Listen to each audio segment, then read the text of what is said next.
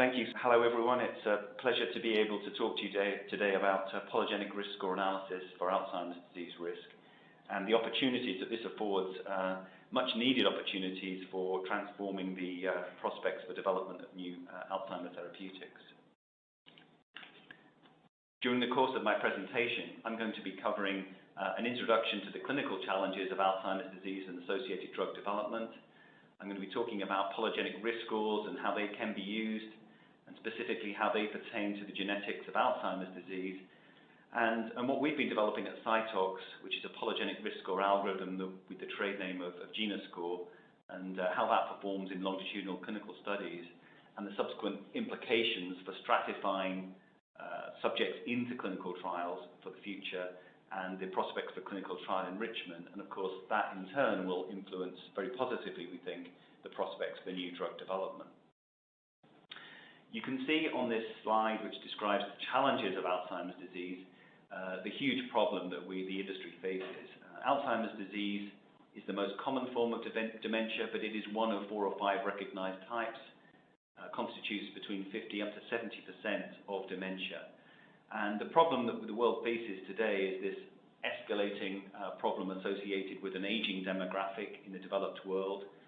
The costs today are estimated at about $800 billion worldwide, and they will treble by 2050.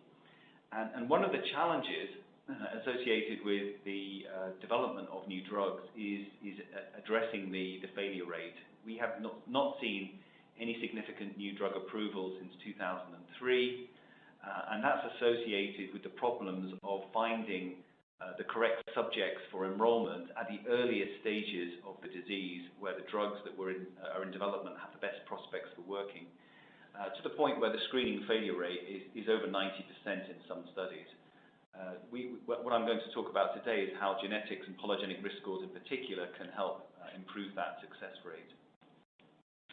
So, of course, Alzheimer's disease is not purely a genetic disease, and I'm talking about the late-onset form of the disease, as I'll describe in a moment, but actually manifests itself as a consequence of genetic inheritance and also exposure to environmental and lifestyle risks. And that's illustrated on this slide here. We're all born with an inherited level of genetic risk. The question is whether that risk becomes manifest at the level of disease symptoms. And as we can see, as we get older, those symptoms can be very mild in the preclinical or prodromal phase of the disease, and then manifest as clear dementia later on.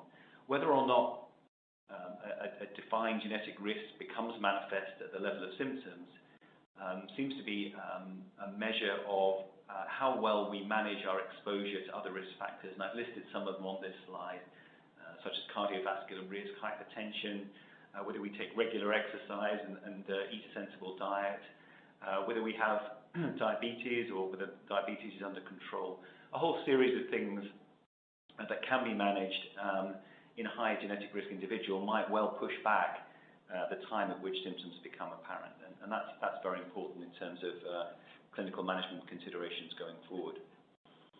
Now, there are a number of ways we can intervene to decide whether or not someone is in a high-risk category today by the use of very invasive and very expensive biomarkers, but these have significant limitations. So if we look at the left-hand side of the slide here, we can see 2 curves. The yellow curve associated with normal age-related memory loss. As we all get older, our cognitive functions tend to decline naturally, but very slowly. Well, some of us will be on that more precipitous blue and red curve associated with Alzheimer's disease, and this is not a normal aging process. What is happening at the time of those symptoms, or actually about 20 to 30 years before those symptoms, is a build-up of underlying pathology in the brain associated with amyloid plaque, neurofibrillary tangles, and other pathologies. And so we have a window, we have a 20 or 25-year window where we could intervene therapeutically to actually affect the outcome of that disease process. So on the right-hand side of this slide, on slide 5, we've illustrated here a couple of the techniques that are used today in the form of amyloid positron emission tomography imaging, which is effective at picking up amyloid in brains of subjects, even pre-symptomatic subjects, but is very expensive, at sort of $5,000 plus per scan. And of course, the earlier you go in the disease process, the less likely you are to find someone with amyloid. And so typically in clinical trial recruitment, you may have to carry out 10 scans to find one positive individual.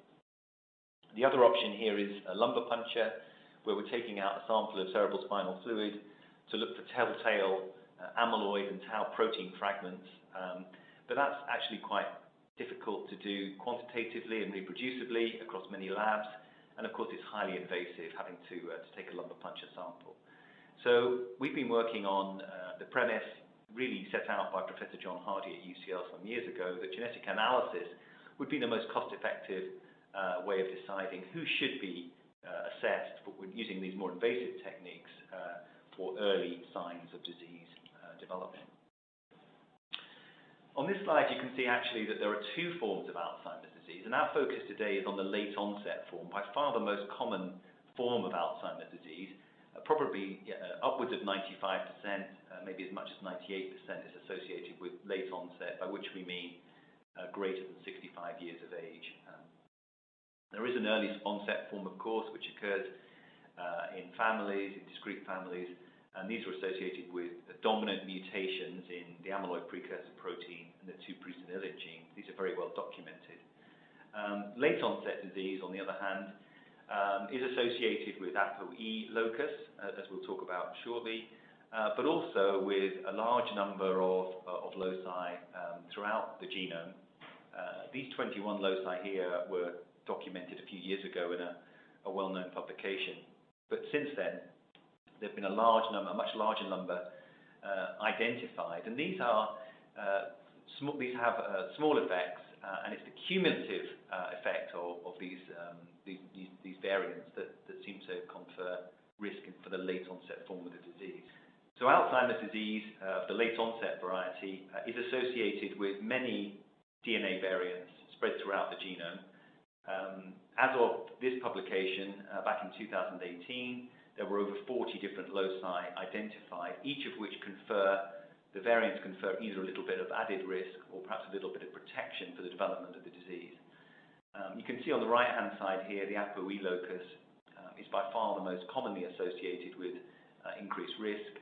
But depending on where you draw the cutoff in this so-called Manhattan plot, we can identify large numbers of other risk-associated DNA variants. So, to summarize what's needed on this slide, we can see that we need effective early identification, ideally at pre-symptomatic phase, of at-risk individuals. And the solution that we're talking about today is a polygenic risk score approach, and our particular algorithm we call genoSCORE, which is driven from a DNA sample, either blood or a mouth swab, which is then isolated from that sample, the DNA, and run on a proprietary array that we call VariaText. We'll talk about that in a moment. That VariaText array is built on a Thermo Fisher Axiom platform, run on the gene Titan equipment. And then the output from that array is analyzed in our software platform, a proprietary platform called Pither, within which the genoSCORE Polygenic Risk Score algorithm sits. So we get the primary genotyping data from the array that's analyzed using genoSCORE in an automated workflow, run in whichever lab we're working with that happens to have this equipment. So we work regularly with Acknowledgements in the US, with Eurofins in Europe, and we've worked extensively with the Ramachati Center in Australia. But essentially, we can work with any lab that has this laboratory infrastructure. Okay, so the VariaText-2 array will be familiar to some people. We previously had the VariaText-1 array. This is a new version which contains something like 5 or 6 times as many SNPs, including all the original VariaText-1 content, plus optimized SNP panels to drive the polygenic risk score algorithms. Now, the discussion today is really all about the genoSCORE algorithm, but just for information, we do have other polygenic risk score analyses that we can carry out from the basic genotyping content of this array. and that analysis would be available depending on exactly what the experiment was trying to achieve. But you can see here we've got various panels of SNPs, some of which arose from our collaborations at University College London with John Hardy and his group, many of which come from Cardiff University and are optimized to drive the algorithm on which genoSCORE is based. We'll talk about that shortly. And some of them come from mTOR-associated pathways, which are from University of Birmingham collaboration in the UK, which allows to drive other forms of analysis. We have an extensive literature panel covering all the early onset associated variants in APP, PSEN1 and PSEN2. And of course, we have panels that would allow us to do pharmacogenetics, ADNI type studies, as well as imputation if that was required. So the Cardiff algorithm on which genoSCORE is based is one of the best published algorithms that's available, and it has some very key characteristics. It was trained in a very large database, a very large training set, the so-called IGAP consortium dataset, and contains a very large number of SNPs. So we're talking here about an algorithm which, in this publication, the best accuracy was achieved using more than 87,500 SNPs or DNA variants. Actually, the genoSCORE algorithm that I'm describing now has got a bit more than that. It's got a few more, 115,000 or so. And we find that this gives us the most stable prediction across different data sets relating to Alzheimer's disease risk in the samples that we've analyzed, and for which I'll show you some data shortly. A final point on this slide is that the validation of the Cardiff algorithm has been done in completely independent data sets, some of which are pathology confirmed, which is the kind of gold standard for Alzheimer's disease definition. And so we know that the performance is not just due to the overfitting in a training set, but indeed is preserved in completely independent test sets, which is a very important characteristic. And you can see some data here from exactly those sorts of test sets, which we'll cover in a bit more detail on the subsequent slides. So, of course, the Cardiff algorithm is not the only polygenic risk score algorithm, and I would draw your attention to this paper that was published last year by Hannah Stocker et al., which set out to compare the performance of different polygenic risk score algorithms for predicting Alzheimer's disease.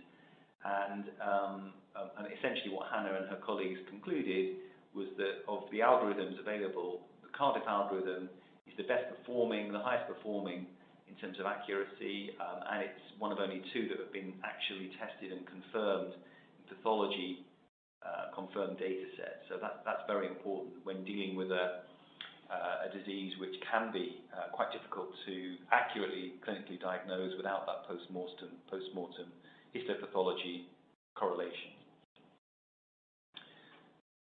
Now, one of the key characteristics we're going to look for in any polygenic risk score algorithm is how it compares to assessing risk above and beyond ApoE4. You'll recall that I mentioned a couple of minutes ago that ApoE4 is a risk-associated allele. In fact, it's the most characterized of the risk-associated alleles for late-onset Alzheimer's disease.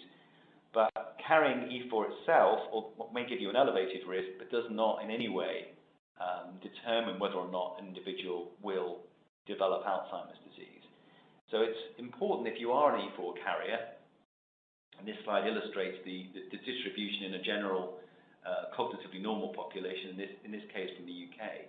So about 23% of the population carry one copy of E4, the so-called E3, E4 heterozygotes, and these would be considered to be at relatively high risk, but we know that a lot of those people will not go on to develop Alzheimer's disease.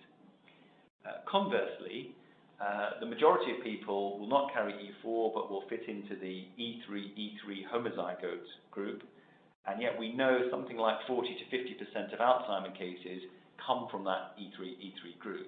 So we can see automatically here that E4 assessment alone will not be sufficient to have any clinical utility in predicting the future likelihood of developing Alzheimer's disease, and indeed that's the case. Now, just before I get on to share some data, a little point here that our job really in Cytox has been to take and build on the academic excellence of the Cardiff research algorithm and turn it into a validated product that can be then used ultimately in the clinic. So for that, we've worked across a number of different data sets, including ABLE in Australia, University of Pennsylvania, Emory University, and others. And we have had to demonstrate robustness in all ApoE genotypes. The algorithm I'm focusing on today comes from Cardiff University, but there are others available too that do slightly different things. For example, the algorithm from the University of Birmingham that we've developed based on the mTOR pathway. We can talk about that on another occasion, or people can ask questions about that should they wish. The array is a customized array built on the Thermo Fisher Axiom array platform for reasons of quality control, essentially. And we've got global access via our partners, Keysigen, Eurofins, and other laboratories. So if we begin to think about the data now, why would we want to use, how would we expect to be able to use this type of approach? I think there are several key reasons. I mean, one, as I've touched on already, is to identify the clinical trial participants at the earliest stages who are most likely to cognitively decline during the follow-up period of a therapeutic trial. So this will allow us, of course, to reduce trial subjects and the associated costs and increase the chances of demonstrating a therapeutic effect. We said already that we would need to demonstrate performance above and beyond that associated with ApoE genotyping alone. We'll talk about that shortly. And of course, what would be ideal would be able to predict those at highest risk of meaningful cognitive decline, by which I mean objectively measurable cognitive decline within the period of a clinical trial follow-up. And then another point on this slide, the last point actually, is to do with subtypes. So the expectation is that some drugs are more likely to be effective in some subsets of Alzheimer's disease sufferers than others. And this type of analysis lends itself to being able to effectively identify those genetic subgroups and therefore enrich in subsequent therapeutic studies in a way akin really more to cancer drug development and the use of prognostic markers. The work I'm going to describe now has all been analyzed using the so-called ADNI Dataset. ADNI stands for the Alzheimer's Disease Neuroimaging Initiative. It's a long-running study that started in 2004 and comes with very comprehensive longitudinal follow-up data. And the subjects have been confirmed using PET imaging. So that gives us a high level of confidence based on the amyloid burden in these subjects that the clinically defined Alzheimer cases really are Alzheimer's disease rather than some other dementia, and that the age-matched controls really are controls and not simply pre-symptomatic at-risk amyloid Alzheimer's subjects. So most of the work I'm going to be describing now has been done in this cohort. There are over 630 amyloid-confirmed subjects, and these are very well age-matched across controls and subject groups, a mean age of about 78. And what we can do in these analyses is compare the performance of our algorithm with other forms of algorithm based on ApoE alone or combinations of ApoE and other parameters, as I'll describe shortly. So if we look across the ADNI dataset and we ask how good are we, how good is genoSCORE at predicting clinical AD from cognitively normal controls across all ApoE genotypes. In other words, this is everyone thrown in together.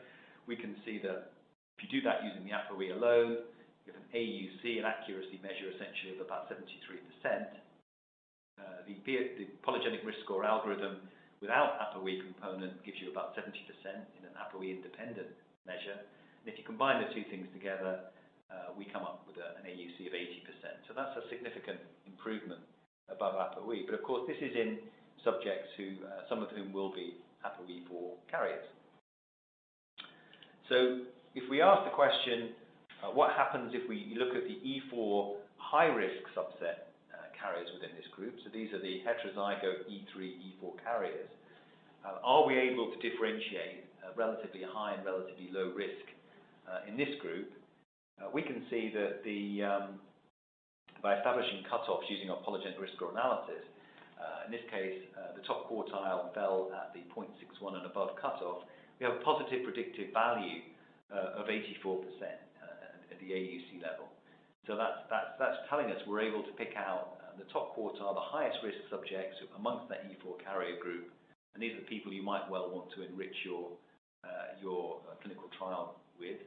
And actually, if you take that measure down, that cutoff down, to give you the top 50%, you're still at 71% positive predictive value. And this would be hugely valuable to anyone wanting to enrich a study cohort for those most likely to develop the disease, and therefore the ones that should be recruited into your clinical study. If we take the other end of the spectrum, the ApoE3 homozygotes, who would be conventionally thought of as having relatively lower risk, we can see here that we're able to stratify, in this case by taking the lower quartile with a negative predictive value of about 89 or 90%. So we definitely want to eliminate those subjects from the clinical trial. And on the other hand, if you took the highest quartile, you'd be up at about 50%. So positive predictive value of about 51% in this particular study. So you might want to include some of these in your clinical trial so that your indication would extend to those E3 homozygotes within the study parameters, within the inclusion-exclusion criteria for your study. So if we look at the conclusions from the work I've just described and from other studies that we are continuing to carry out right now, we can say that the stratification of the E4 carrier heterozygotes can identify the subset of E4 carriers at the highest risk of developing Alzheimer's disease. And of course, these are the ones you would want to stratify and enrich into your clinical trial to measure therapeutic effect. At the other end of the risk spectrum, the ApoE3 homozygotes, our analysis has clearly shown it's possible to identify a subset of these individuals at the lowest end of the risk spectrum, and would also allow you to identify the higher risk E3 homozygotes to include in your study design as well. The algorithm has the potential to improve the ability to predict individuals who will convert, therefore, from mild cognitive impairment to AD well over and above ApoE alone. And given the observations that enrichment of the MCI and the other prodromal at-risk subjects gives you the highest opportunity to show therapeutic effect, this is a very important observation. And we're doing more work on this very question at the moment using the ADNI cohort and indeed using other cohorts as well. The algorithm clearly has the potential to select those patients who are most likely to decline cognitively within the time frame of a clinical trial. And that's obviously crucial, because without that decline in a reasonable period of time, therapeutic effects are very difficult to measure. It's worth mentioning that our genoSCORE and indeed other algorithms are available for research collaboration at this stage, and we're working with a number of pharma, biotech and academic studies at the present time. And going forward, our intention is to be engaging with the US and European regulatory authorities and look for full marketing approval of a clinical version of our genoSCORE algorithm in the 2021 timeframe. I want to finish by acknowledging our team and our other partners, very important partners, a very talented team here at Cytox in the UK, and we work globally with collaborators around the world. Key partners for us, as I've mentioned en route, have been the Dementia Research Institute team at Cardiff University, led by Julie Williams and Valentina Escott-Price, and in particular, two very talented postdocs, Effie Ballo and Ghana Lianenko, and of course John Hardy at the UCL Dementia Research Institute, Mariam Shoai, again, John's postdoc there. We've, of course, relied heavily in this presentation on the ADNI Dataset. I'm very indebted to ADNI and, of course, Mike Weiner, the PI for ADNI, and not least all the patients, volunteers and their families who contribute very important samples and of course their time to commit to the extensive clinical evaluations that are very important in participating in those sorts of studies. Our funding at Cytox comes from a number of sources, not least our investors, but also from grant money. We've received, continue to receive money from Innovate UK, and we also receive money from European Union. So thanks very much for your attention, and I look forward to answering your questions in due course.